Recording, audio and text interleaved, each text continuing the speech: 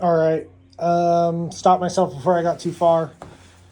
Wanted to explain all the tools you'll need in order to actually shape a board. This is just the foam part. This is not going into the glassing section and everything else. So I'll kind of leave this like bare minimum. I pulled out like my original tools that I used for like my first board. First off, you need something to hold your board. I built this rack. It's got grooves so I can extend it for my longboards. It's like kind of slots. But yeah, pretty basic.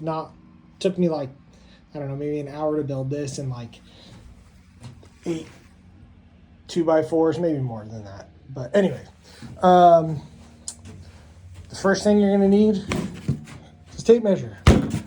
Pittsburgh, baby, Harbor Freight, $1.99. Get it, no excuse. This is to measure out how long you want your board actually to be for your initial like nose and tail cut. Second item you're gonna use is, I don't know what this thing's called. Does it have a name on it? I don't know what it's called. But anyway, it's a surfboard ruler. It's got indicators on the side for how wide your board is, and this is not actually an inch, this is a half an inch, because you're using this on your center line. So it does the math for you. So you don't have to go from one end to the other and measure, 19 or whatever. So you line that up, you have a square line, and you can tell, oh, look at 21 3/4. So yeah, this thing's super important. I could probably do a lot of shaping with less tools. This one's kind of a mandatory. Next thing you're going to use, saw. Again, Harbor Freight.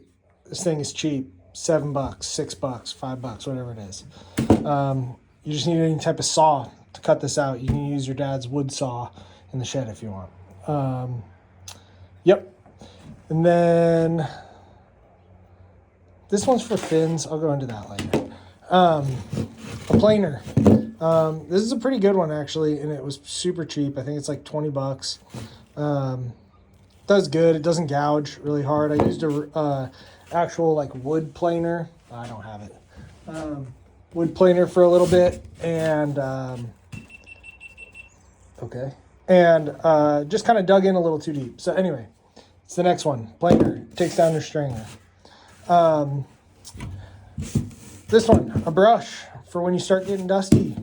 You don't always need an air compressor. Brush that thing off. If you have an air compressor, obviously that's preferred. You have your sanding blocks. I only use 2. I got this foam one. It's got Velcro on the back. And then I have this one. It's like a balsa wood flat one. Use both of these the exact same amount. Really, I don't know. I don't really know if there's a substitute for these, especially with this Abernet. I get this at the Surf Supply. You can buy it online. You get it in a couple different grits. I got 80 on here, and then there's 240 and then 320. Those are the only 3 I use. You got the old trusty rusty, the old Ryobi. Everyone who has these $1,000 planers, sick. Bet that feels good. This thing works fine. Really, you're not tuning anything in, or at least I don't tune anything in with this. I just use it to hog some stuff out. Sureform. This thing's pretty useful. You can get by with just a block with 80, but this thing's kind of nice for really hogging out some stuff instead of when time becomes an issue. This and this take the place over just elbow grease with this. A rail marker. This thing's cool.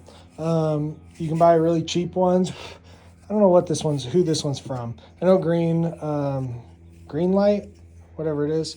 It's been so long since I bought this stuff. Has this. After you have your flat edge, you can come in and mark your rail so it's uniform all the way around.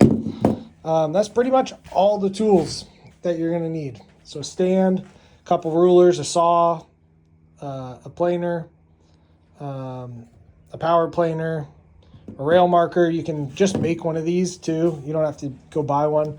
A couple sanding blocks. You can just take some foam or take a 2x4 and do it. These ones are just nice because they already have the Velcro on them.